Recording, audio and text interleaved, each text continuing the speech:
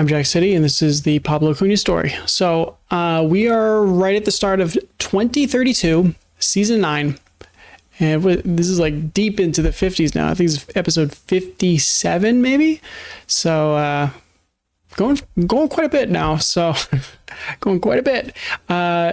So yeah, this is kind of what's been happening. So let's get a little bit into my team. A little bit about what's going on let's just get into what's going on in the world right now of Uruguay. What's happening? We're 9 years into the future now, So what did you guys miss while I was playing the game, moving things along, yada, yada, yada. So Defensor Sporting won the league, as you can see. They won the opening stage, they won the closing stage, and obviously the overall table. So there was no playoffs, and that's what we got. As you can see, we finished 9th, which the year prior we finished 8th. So pretty much about the same, 53 points compared to the 49 points. So a little bit of a drop, but nothing too crazy to think about. But I will say is that Nacional had a big drop, 5th place, which is probably the worst. I think it's the worst finish they've had this entire save. Second, first,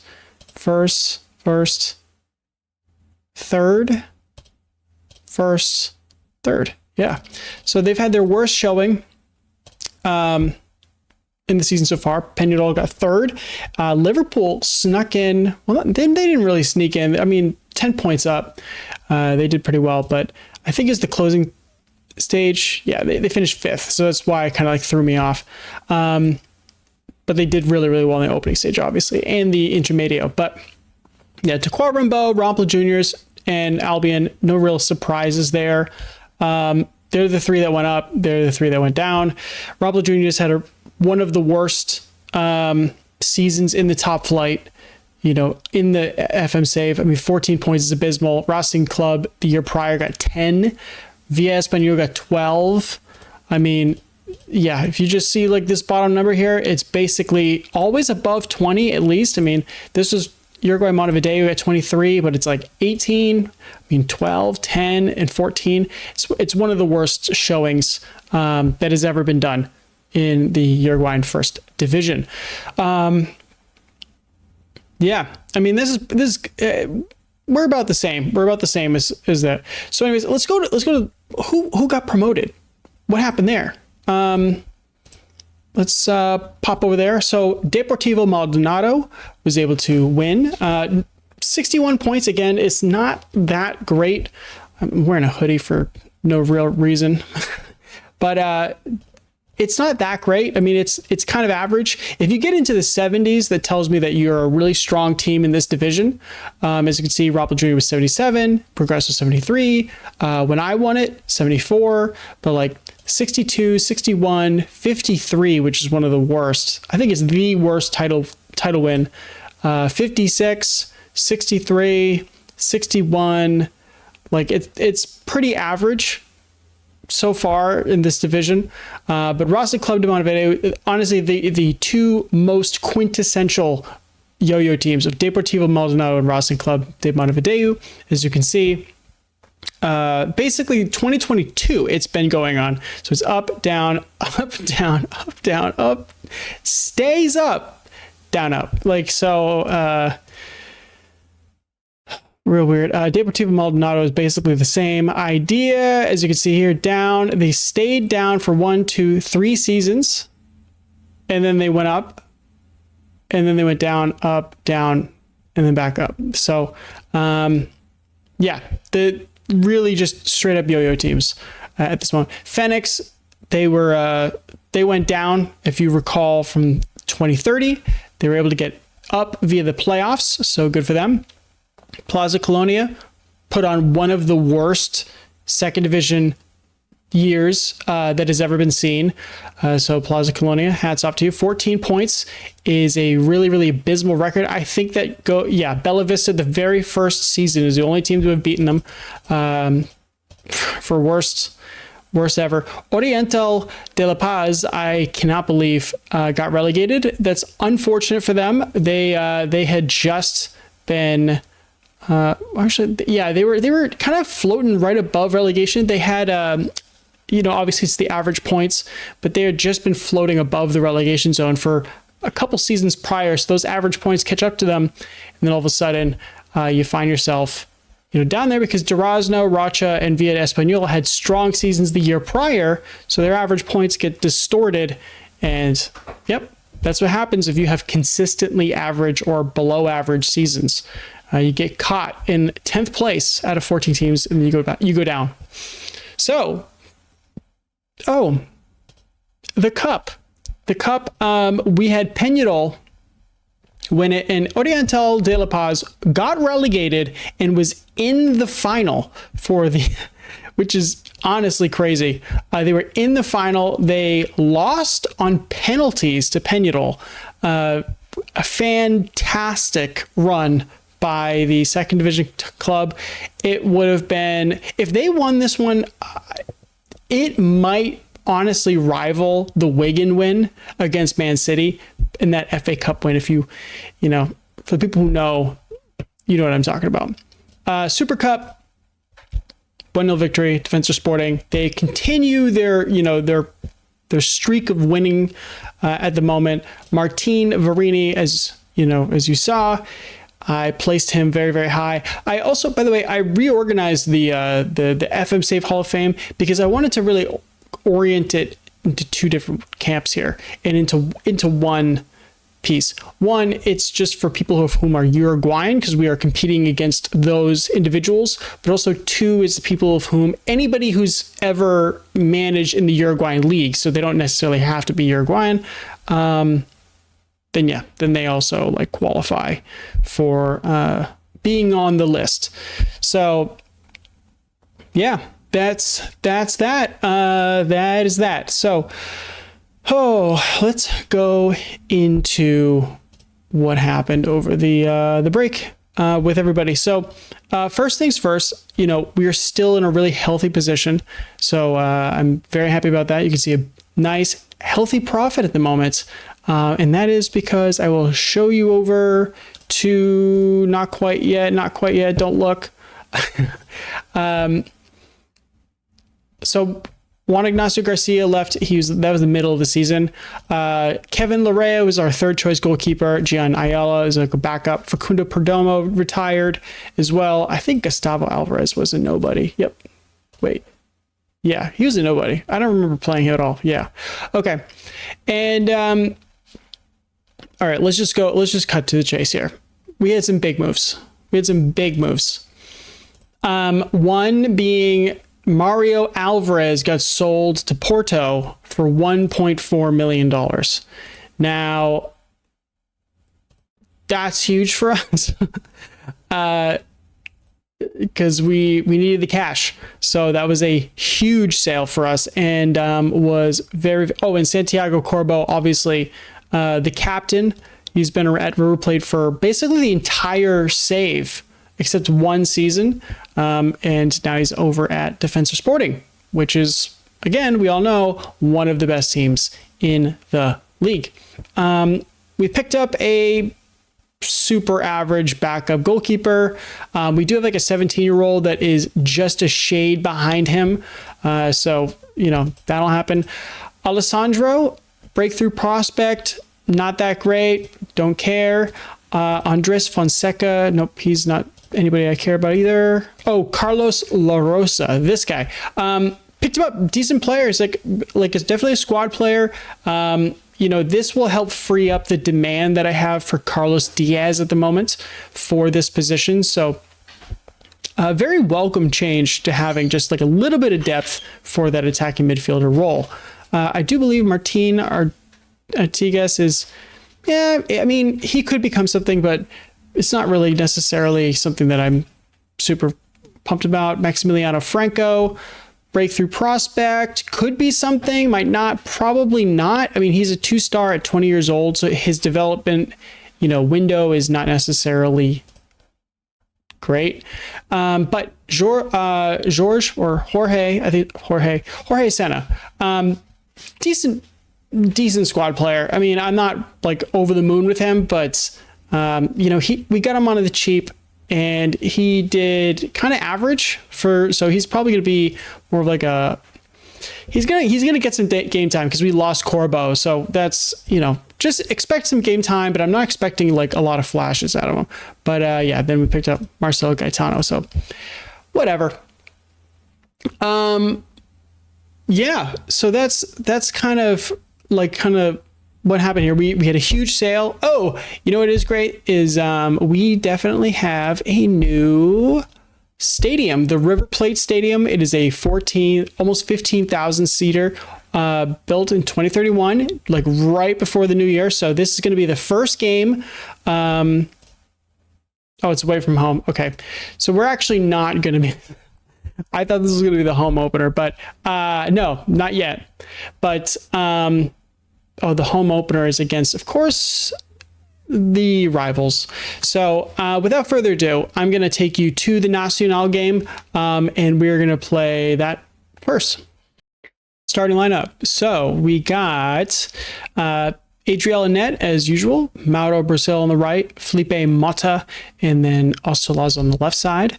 Then we got the new signing, Jorge Sena, Santiago Rodriguez, Carlos Diaz, and Facundo Zabala on the left wing back. La Rosa down the middle with Mata and Soria up top as strikers.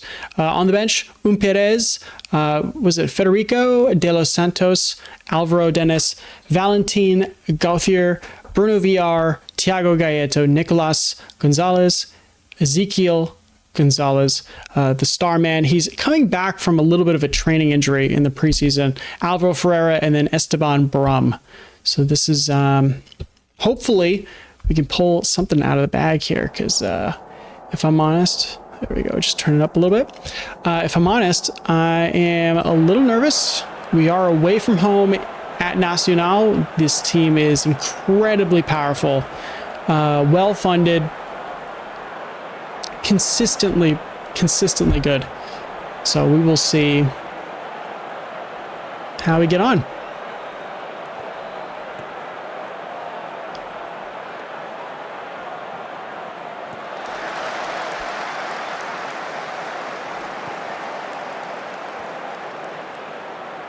Samuel puts it out to Franco, moving the ball up, and they launch it forward. Lopez, he's got a man in the middle. Don't foul. Good block, but don't foul. Lopez hits it, and it's wide. Okay.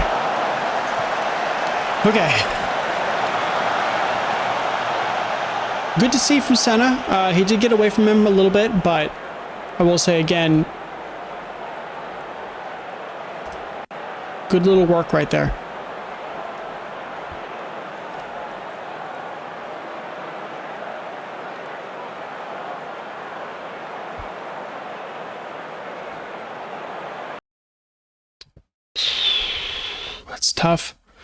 That's tough. Okay. I think it's going to have to be Alvaro Dennis who's coming on here. Unfortunately, he's injured, but is it potential groin injury? Okay. So we got a very young back line. Ostolaza, not necessarily the most experienced person. Alvaro Dennis is, depending on how bad that injury is, he might be a starter for a while now, because we don't really have, Gauthier is pretty good. If I don't want to shame him, but we got a couple injuries just in the preseason, in the build-up here. Like Alfonso's injured right now. Zico Gonzalez is injured at the moment. He's just coming back. In fact, Diego, Juan Pablo Reyes is injured in the preseason too. So it's been a little challenging, but Santi, yeah.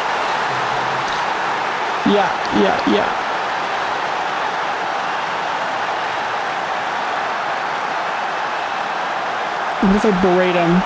I feel like it'd be mean, because we're not expected to win this, if I'm honest. They're playing Luis Mandaka further back than they usually do.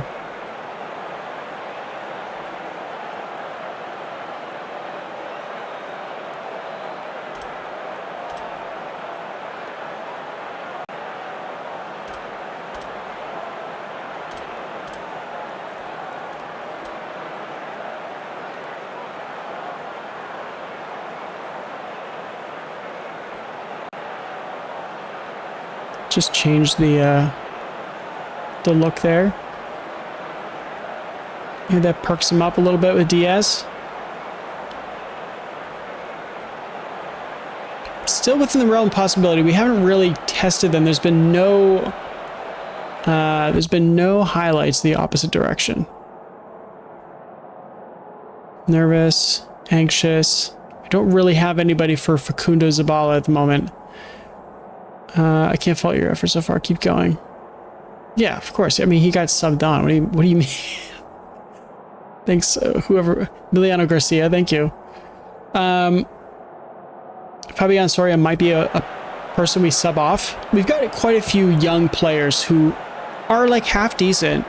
Definitely an X factor. I don't know who that third striker might step up will be.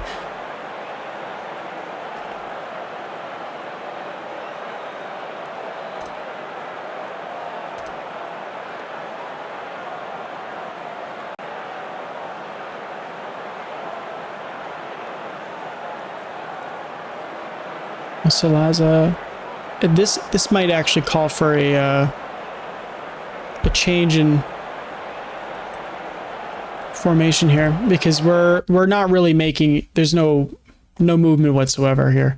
So okay, we're gonna keep this going here. Fabian Soria is gonna be coming off. I'm gonna put on Alvaro Ferreira and then also Ezequiel Gonzalez, of course. Esteban Brum, he's just not refined. He's 18 years old. He can barely walk. So young. Okay, I think this is going to work. All right, so that's our second stoppage. We got 3 subs, so we have to make the next stoppage count and make 2 subs out of it. So we'll see. Zabala's got a yellow, and I don't particularly like that. Let's encourage.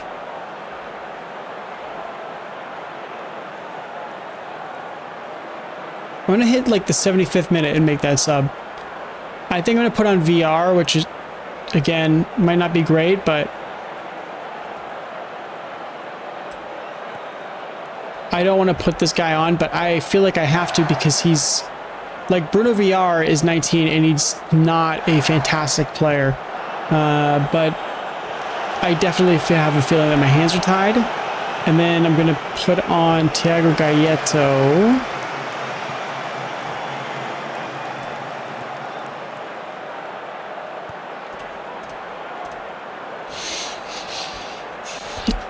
Just to help support the midfield. Santiago has not been good enough. Demand more. If we can get we could just steal this game.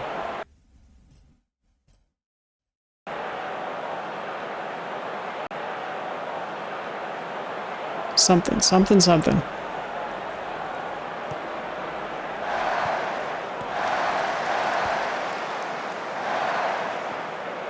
Like, we were always going to get outpossessed and outplayed, but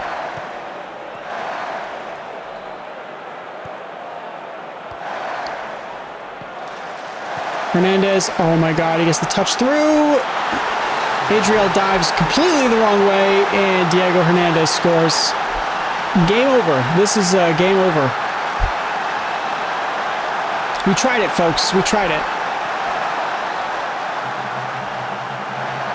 We tried to make this work and get a leveled goal, but all right, to be in 16th is like harsh. Come on. To put me in 16th is like, come on.